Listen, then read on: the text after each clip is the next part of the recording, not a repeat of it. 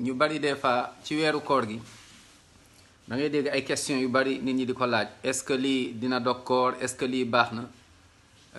jàppal ni bokk na ci luy dog koor mooy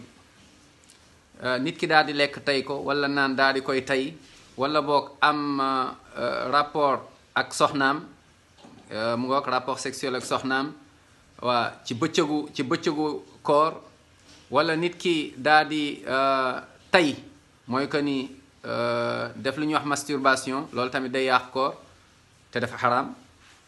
ak li nga xamante ni moom mooy nit ki wàccu te tey ko deret bu jigéen gisee deret mooy mbaax wala boog nit ki jigéen gis deret mooy wasin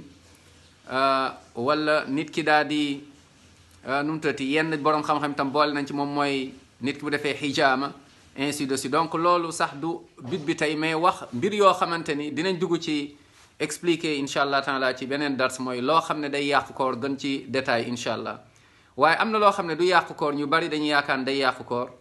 waaye du yàqu koor moom mooy par exemple brosse à dents ci journée weeru koor nit ki mën na brosse waaye nag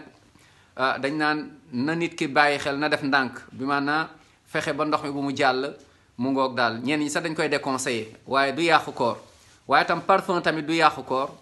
waaye surtout jigéen ñi moom bu ñuy génn nañ moytu parfum ndax dañ leen ko tere incha allah donc ak socc yooyu yëpp du yàqu koor waaye moytu aussi socc yoo xam dafa am yenn goût yi incha allah